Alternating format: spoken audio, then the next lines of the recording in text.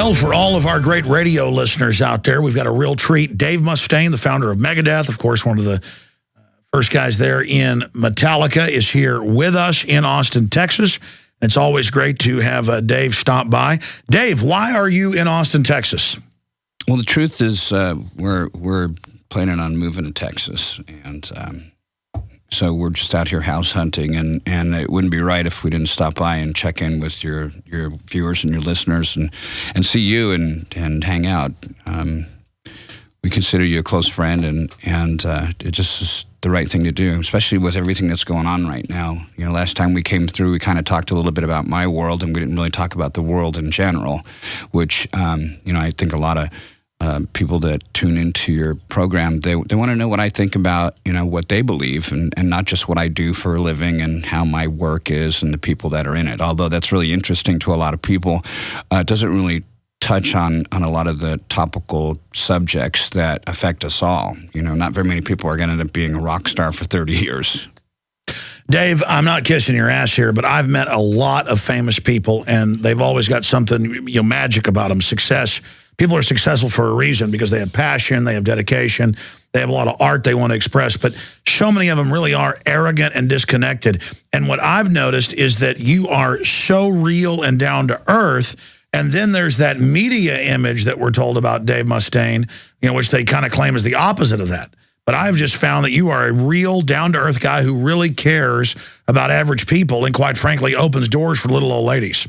Well, I think that's just like anything. You know, there's a counterfeit for everything. And I think a lot of people, you know, the way that they spin stuff in the liberal media, they have a counterfeit to what the truth is. And I think that there's a lot of people who have asked me to do certain things, and it's been against my morals. And when I say no, instead of them accepting that, they walk away and they say stuff about me. It's kind of like when you go to the dance and you walk up to some girl that's really hot, and you ask her to dance, and she says no. For whatever reason, you walk away and you're like, well, F you. You know, and fill in the blanks of the. And you tell folks she's got cooties. Yeah, right. In a much more colorful way, and for me, a lot of that is it's funny to read.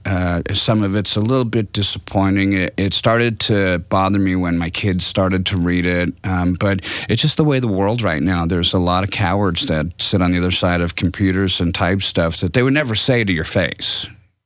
We were talking about that last night, about how in the old days, if you said something about somebody, they were going to come track you down. I mean, you were going to have to defend that. Mm-hmm. And that is something entirely new, where people could just anonymously make up the most amazing stuff. I had one of my crew bring me something today that was online claiming I'd committed all these crimes. Mm-hmm. And I just kind of laughed at it. But 5, 6 years ago, I didn't understand how the web worked. I would have gotten really mad. Right.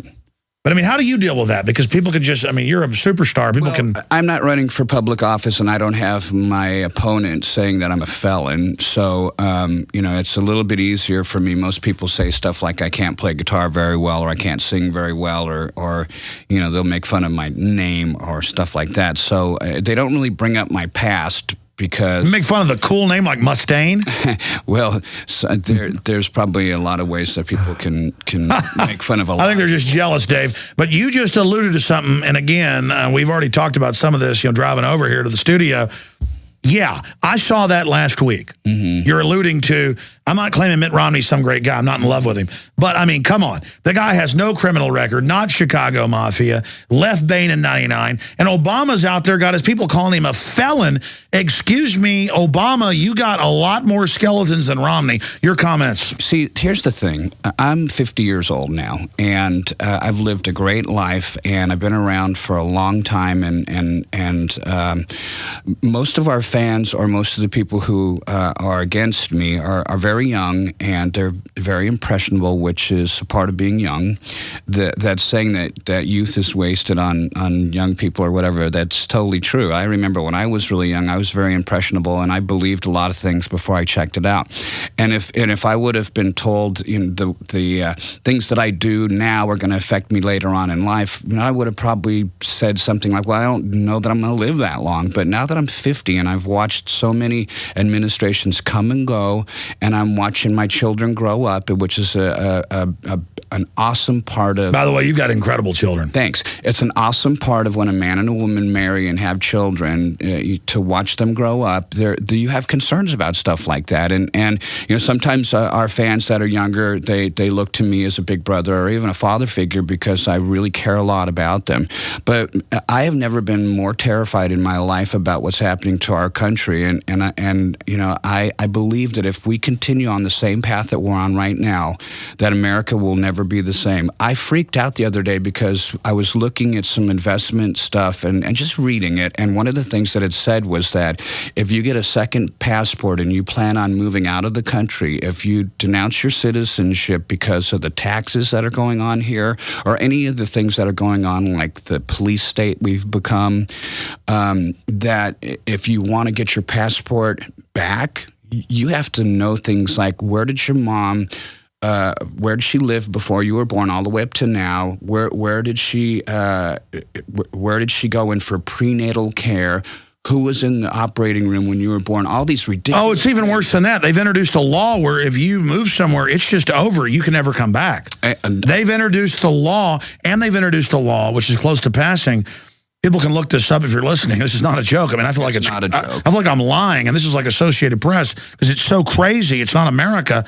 Like having the president badmouth, you didn't build your business. We're going to talk about that in a minute, Dave. But they actually came out and said that if the IRS claims you haven't paid all the taxes, no proof, no court, you can't leave. Well, a friend of ours who just, it's a wonderful lady that's a friend with my wife and her husband who's Canadian. They wanted to go back up to Canada and they wouldn't let them go because there was a tax lien on their house because of a contractor who had done some shady work and they didn't want to pay him. So the guy put a lien on their house and they're in court right now, but they couldn't even go up to Canada to go visit their relatives. Incredible. So it's already being put into place. So the clock is closer to midnight than we thought, but... Well, here's another thing before we get off of this. I again, looking at these financial things, because, I've got, I'm, filling out my will and everything right now because, I'm nearing the end of my life and hopefully I'll live a long, long time, but I have to face reality. I'm getting at that age where a lot of men, make that journey either to heaven, which I think I'm going to, or some to hell. And I was looking at this thing and it said that you cannot open a bank account out of the United States of America anymore. If I move to England and say I live there for the rest of my life, if I open a bank account there, they have to notify the United States. Yes. So that the United States can continue to tax me even if I don't live in the United States anymore. And I thought, this is crazy. Well, America's been taken over by this global government. It is insane. It's not America anymore when these globalist interests take us over and overthrow our Bill of Rights and Constitution. But just to have you repeat what you told me off air about the point about, again, Romney is being called a criminal by Obama, and meanwhile, Obama is engaged in all this stuff. Mm-hmm. It's sad. It's sad. When you look at Pelosi, Reid, and Obama, they got to remember it's we the people, not we three people. And I am absolutely stunned that, Bill Clinton was going to be impeached for having inappropriate behavior with one person, yet these three are screwing the entire nation and the world, and nobody's doing anything about it. I don't understand why there hasn't been a motion to impeach the guy. Well, your point right before we went live here was that you've got Fast and Furious, you've got Solandra, you've got all this corruption openly going on, and then the media's like, Romney's a felon. Right. And again, it's not that Romney's perfect. It's just that this guy calls the police on his neighbor when they're smoking pot in the backyard. Mm-hmm. I mean, he's not shipping guns to Mexico to blame it on the Second Amendment. I mean, it's just, let's shift gears to that. Mm-hmm. Dave, what is your take on Fast and Furious, and then tying it in to this new event, this tragedy right next to Columbine in Colorado outside Denver, this tragedy that happens a week and a half before Obama says he'll sign the UN treaty, and he's trying to get Congress to ratify it, to register and ban a bunch of our guns. Well, I had heard about this a while ago, and I had hoped that it was just rumor. But, while we were on stage, we have a song called Guns, Drugs, and Money that we play, and I had gotten so offended as an American that the president had exercised his executive privilege to cover up somebody who, Eric Holder, who to me, I believe that if you're held in contempt and you have documents that are going to either exonerate you or put you in jail, why hide them if it's going to get you off the hook?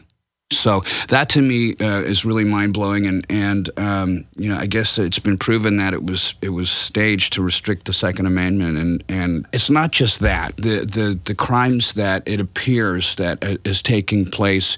When you look at the Constitution, there's something in the Constitution where you have to get congressional permission to go to war, and if you don't get congressional permission, there's a clause in there where you have a certain amount of time after that where you have to get permission to go to war. And to my knowledge, when we went into Libya, that didn't happen. And it still hasn't happened. No, you're right. In fact, if there's some emergency, he's got a couple months. But then after that, you've got to go get the congressional approval. They control the purse. And they sent in the chairman of the Joint Chiefs of Staff, the other generals, the Secretary of Defense, Panetta, and Obama put a letter out when Congress said, hey, you got to get approval from us. He said, no, I get it from the UN and NATO. We put a letter out, and they had him go before Congress. We played the clips on the show. They're so incredible. And I think that woke up the military and police more than anything I've seen. Now, if I go downtown Austin, the cops just stop and go, you were right, we apologize, it's all true. I mean, I think when I was in Virginia, Bullhorning, Bilderberg, the cops were on our side and would come over and go, no, we saw that. They told us that. I mean, think about that. I'm getting chills right now, Dave. What bothers me the most about it is the fact that they have these shills that are going on all of the programs defending this Fast and Furious thing. And Brian Terry lost his life, and his family, you can try not to watch TV. You can try not to look at the newspapers, but you see this stuff. And it must be devastating to see your own president just kind of sliding this whole thing under the rug, and the thing behind all of this is that it's not going to stop. When we go through traveling through all the different checkpoints over through Europe, before all the globalization was taking place, and each country had its own border and they had their own language and stuff like that. You'd come up to customs, you go to the border, you'd have to stop and hand in their passport and stuff like that. And now you just kind of roll through there. But when you come to your own country, it's harder to come home. It's harder to go through an airport here in the United States of America than it was for us even in Moscow. We just got back from Moscow, and we rolled through there so fast. I was laughing about it because we got out of the plane, through customs, got our luggage, and we're in the vans rolling to the hotel for the show faster than we get through customs when I come home to the U.S. We're not as free as we thought. And what's amazing is it's on the news. Obama legalized a bunch of illegals. And when they do fake stings of businesses and stuff, they just release them. And they're now telling sheriffs all over the country that they are not going to pick up illegals that they arrest, even if they're committing crimes. I don't know anything about that, but I do know that from the people that we've spoken to that are Latino, that we have a huge contingency of Latino fans here in Texas, all over, in New Mexico, and Arizona, and California. Central and South America, in Spain, and in a lot of the neighboring countries around Spain that are still Spanish-speaking fans. And they have relatives that are here, whether they're legal or illegal, and they know that this was a move to get votes. They know that. The one thing that you can't make, just because they don't speak English doesn't mean they're stupid. Exactly. Well, they've had a lot of tyranny in Latin American countries. They're certainly more savvy in many ways. Yeah, they are. Finishing up with Fast and Furious, if Obama can get away with shipping close to 20,000 guns and hand grenades into Mexico and guns into Honduras, and then states like Florida and Illinois to drug gangs for whatever reason, I mean, my gosh, what are they going to get away with next? I mean, it really is creepy. I do know this. It's really amazing how our liberties are being taken away from us. It's like the frog in the pot of boiling water. If it was boiling water when he jumped in, he'd jump back out. But they slowly turn the temperature up. The frog will stay in there until he boils to death. And that's what's happening to us right here. We don't know what's going on. A lot of the American people are so busy working their asses off to make ends meet right now. They don't have time to sit in front of the news. And the news is such pablum. It's opium for the masses. And it's stuff that you want to feel good. See, the thing that I laugh about when I hear Obama say, Well, give the folks a chance. Give everybody a chance. Take away from the rich people. Well, what happens when the folks that he's given a chance gets a chance, becomes successful, is rich? Well, then all of a sudden, you're Obama's enemy now. And the thing for me is that, I'm in that 1% that he's talking about. Megadeth won't be able to tour anymore once all these things that he's planning on doing to me happens. On top of the fact that... Yeah, we've talked privately. You said, listen, after all the taxes and everything, I'm getting like 20% of it. If they do this, it's over. Yeah. And that's what happens in Venezuela or Russia. They don't get it. Once you cut out that small profit margin, it's over. It's done. It's done. And the fact that he would say that I did not build my own business offends me tremendously. I'm disgusted with this guy. And he's my president. I respect the office of the presidency, but I think as a person and the things that he says, I've never heard anything this offensive ever come out of the mouth of a president. And I'm 50. I've heard a lot of presidents talk in my life. And, listeners out there can say what they want about me or be mad at what I'm saying right now. And I'm saying this out of love for you guys. You may not have love in your heart for me, but I have love in my heart for you. And that's why I'm a public figure and I play music. I try and educate people through lyrics. Some of the songs could be construed as being a little bit, unrealistic.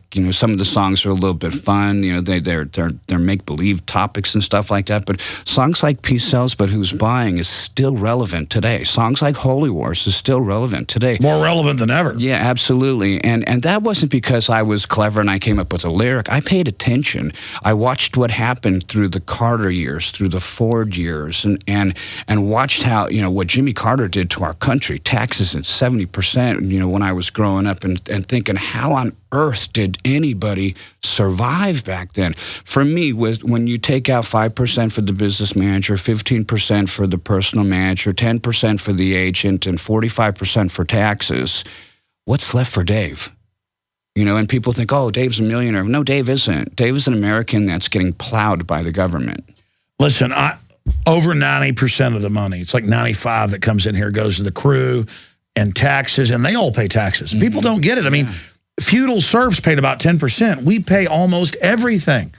People have no idea. They think, well, they've done actuaries where if you took all the rich people's money, what they call rich, in the United States, it'd run the country for like 3 months. It's gone. But that's who goes and gets their hair done. That's who goes and buys cars and buys houses and buys clothes. That's who's buying stuff. Right. You get rid of the middle class and the rich people, it's over. But the ultra rich, they're offshore. They're actually the ones selling this monopoly. Right. And, the funny thing was many years ago when Obama first got in office, I had said something. I was in Australia and I was on the radio and a lot of people took exception to what I said.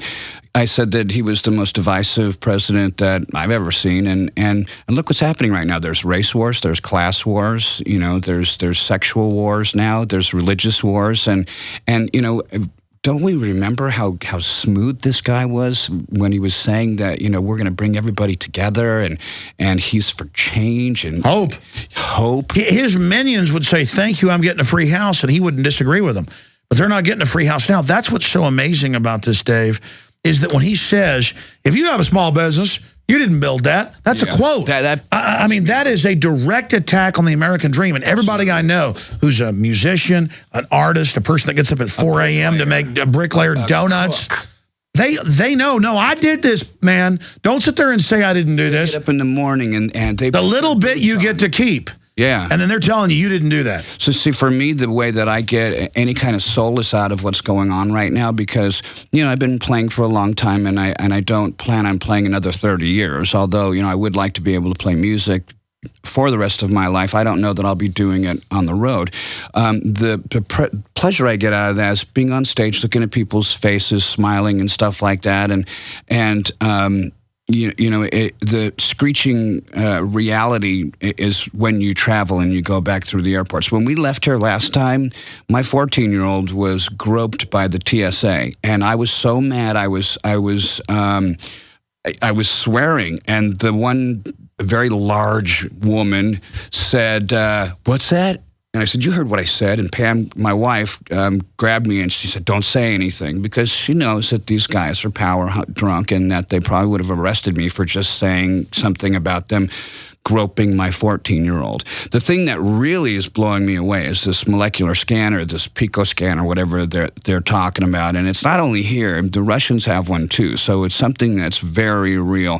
And I read up on that, and it says it's about gunpowder and explosives, and that's what the primary purpose of it is. But it also says that it can read inside of your system and say what kind of medication you're on. So I imagine with this... It's a total invasion of your Fourth Amendment. Right. I imagine that what they're going to do is they're going to have a database to cross-reference whether the person that shows up that's got narcotics in his system is under doctor's care or not. Or if, you know, they for example, for me, I when we're on tour, we're around people who do pyro. And pyro is gunpowder and explosives for the fireworks. Yeah, you have fire and explosions. So if I shake hands with my pyrotechnician, I'm going to get arrested for being a terrorist because I've got trace elements of gunpowder and explosives on me because there's fireworks going on. On top of the fact that because of the cocaine use and people using dollar bills, it's on everything. There's traces of cocaine on all money, so anybody touching currency is going to have trace remnants of cocaine on their hands. That's going to show up, and it's just madness, you know, to think that it's getting to this point.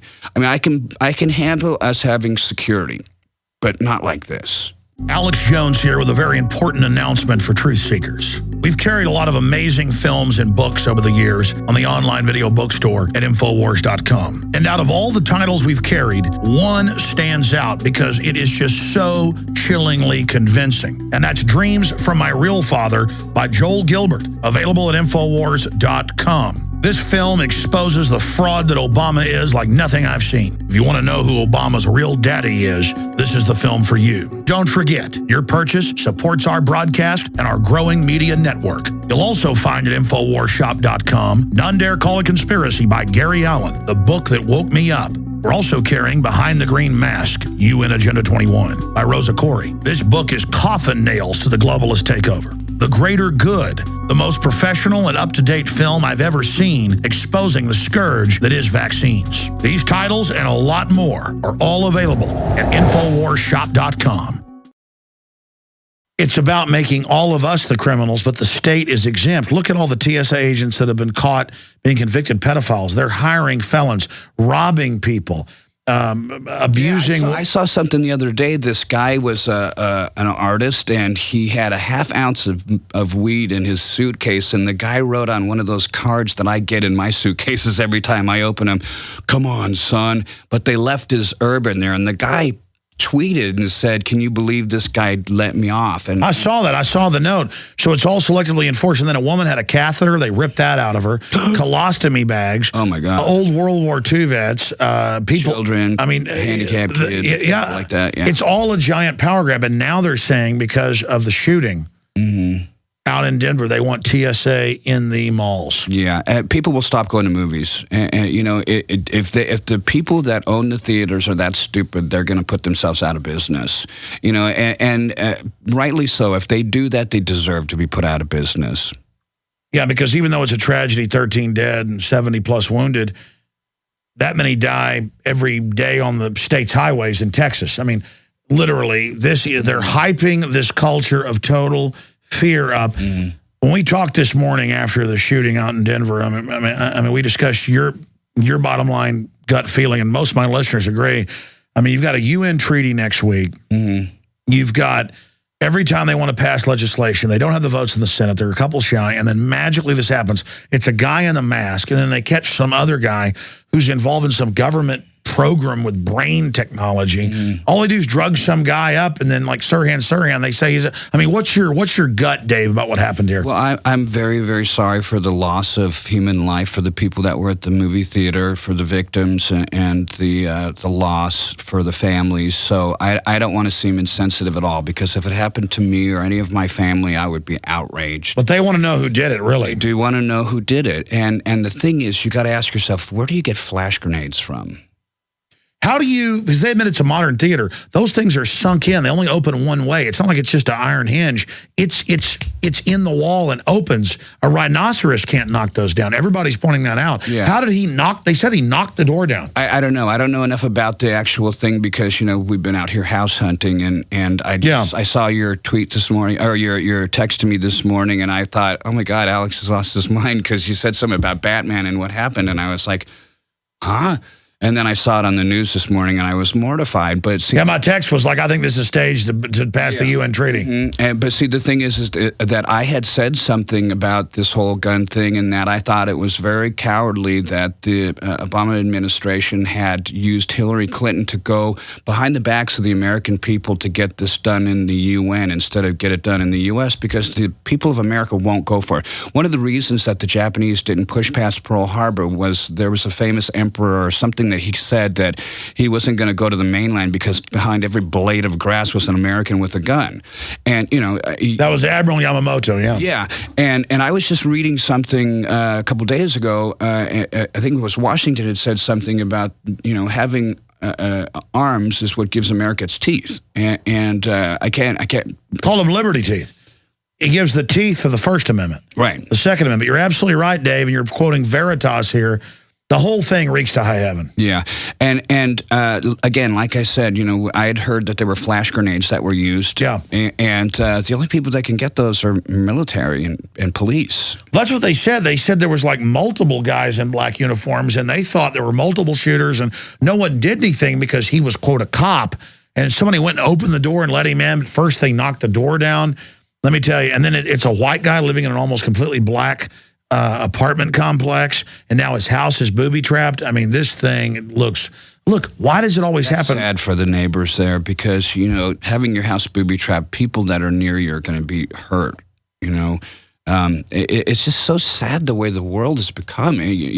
For me, I'm a Christian. I believe in Jesus Christ. He's my Lord and Savior, and I know that there's a big plan. I talked about that in Holy Wars, and I'm just shaking my head thinking, God, how bad is it going to get? How bad is it really going to get?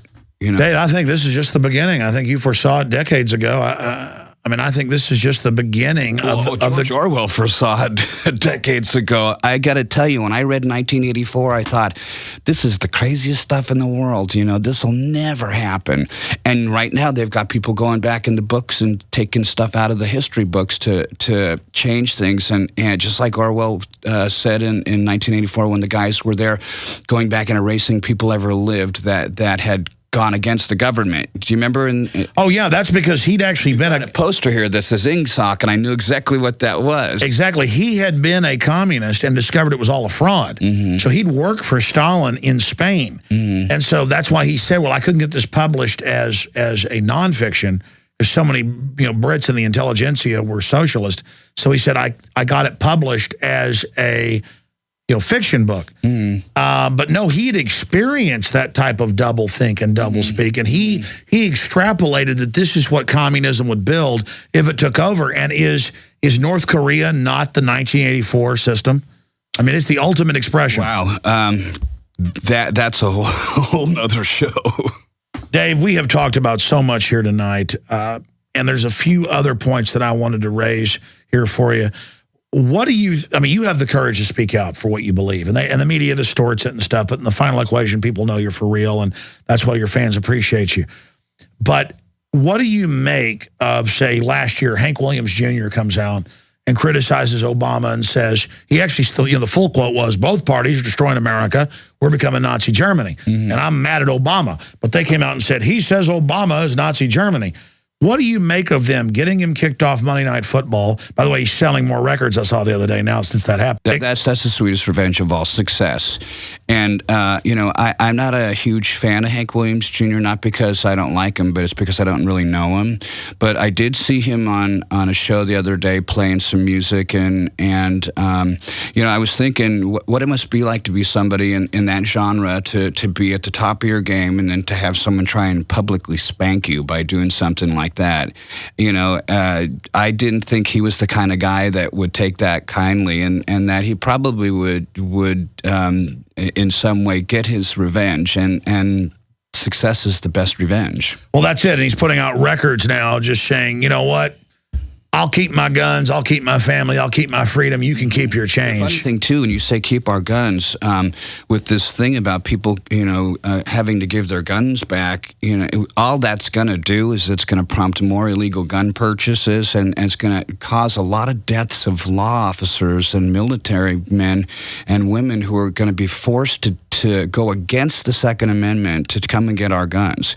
And the thing that I appreciate a lot is the oath keepers who have taken the oath to be a military person, a serviceman or woman, and which says that they're going to uphold the Constitution, and you can't skip parts of the Constitution. It's not like a smorgasbord where you can just take what you want and leave the rest.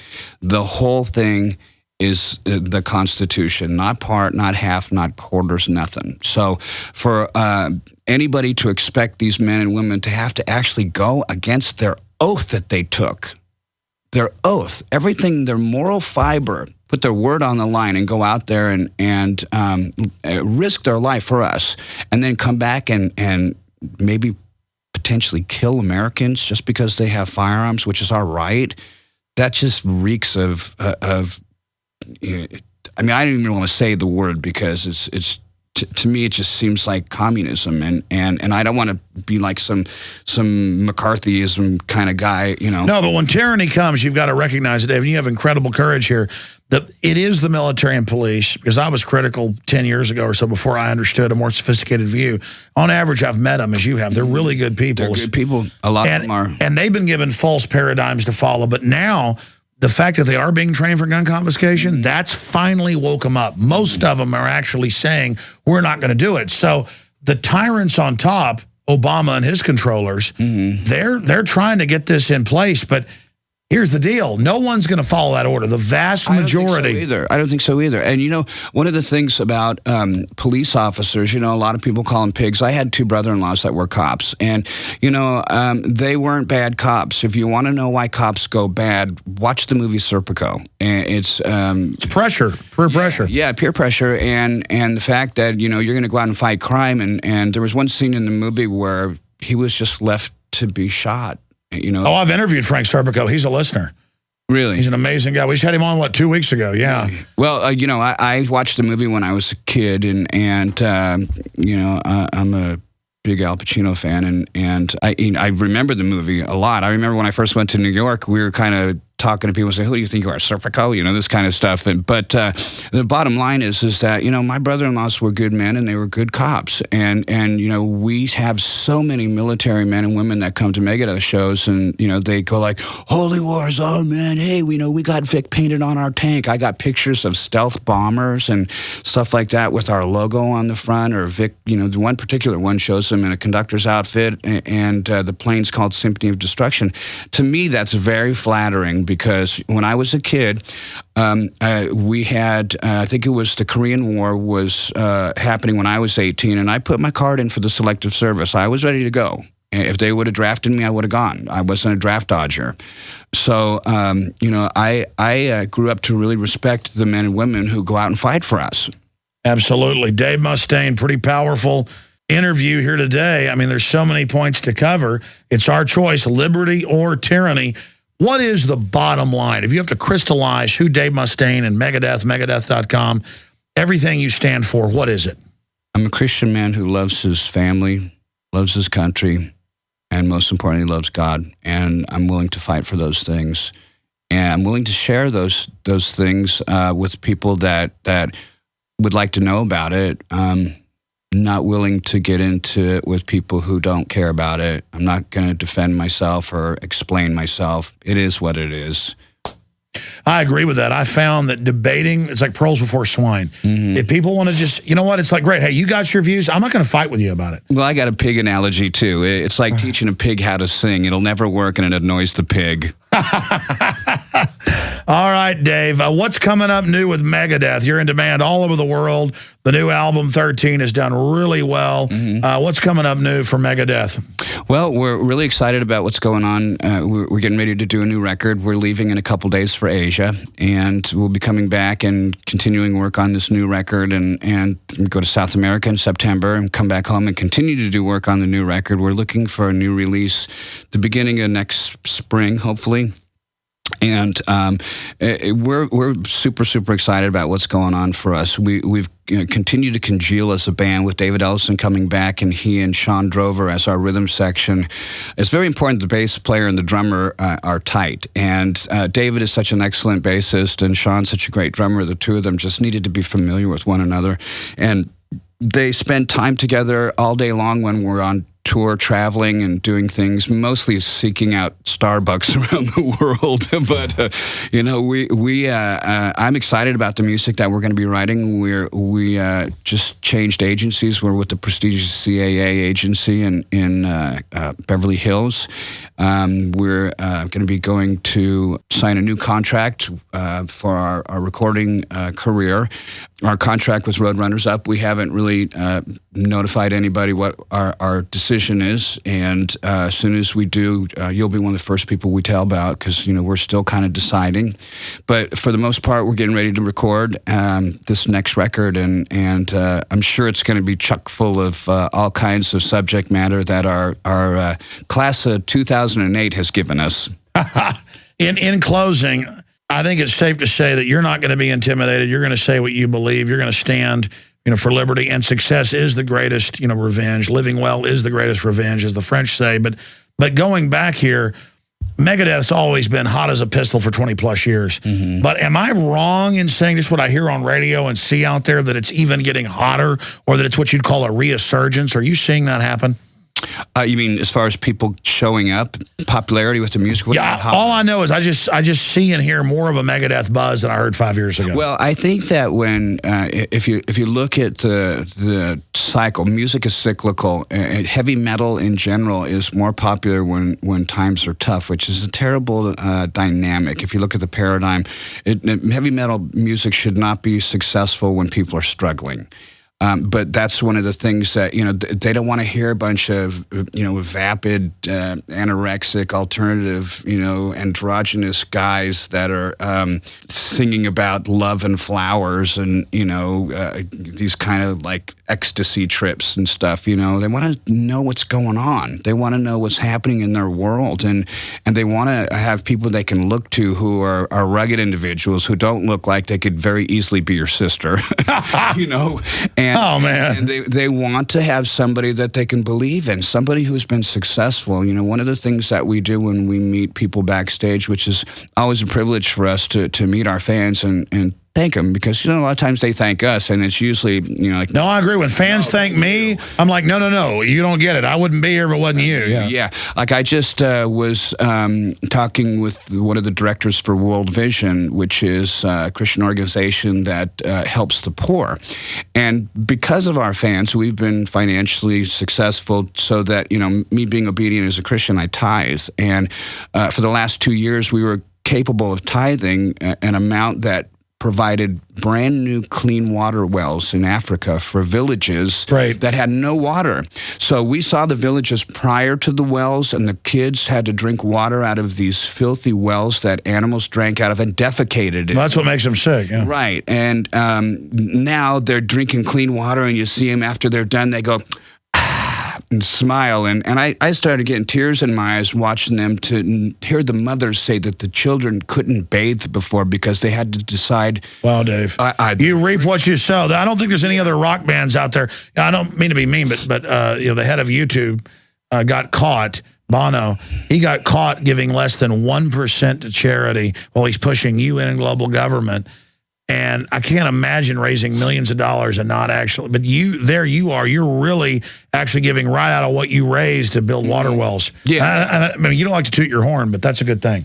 Well, I think the cool thing about it was, at the end of the day, you see that the 200 villagers in each village that received the wells, approximately 200 people per village, not only did they get healthy, They also were able to get their livestock healthy. They were able to plant gardens. And one of the success stories was one of the first gardens. They took their 10% of their harvest and gave it to another poor village. And they sell their vegetables now, and they sell the extra water that they have. The flow of the water is stronger than what they can consume or irrigate their gardens with. So they sell the overflow to the other villages there. Now, this has happened twice. And we plan on sticking with World Vision. And I tweeted about this to our fans and just said, thank you so much for doing this, because it wouldn't have happened without the fans' support. We wouldn't have had the opportunity to do that. But wait a minute. You didn't raise that money off working hard to help build water wells. The government did it. And I didn't build this business. Dave, you didn't learn how to play guitar. Obama taught me how to play guitar. You didn't ride around all those buses and all that hard work, long way to the top. You want to rock and roll? It's a long way to the top unless government does it. Do you want to just be honest and apologize to government?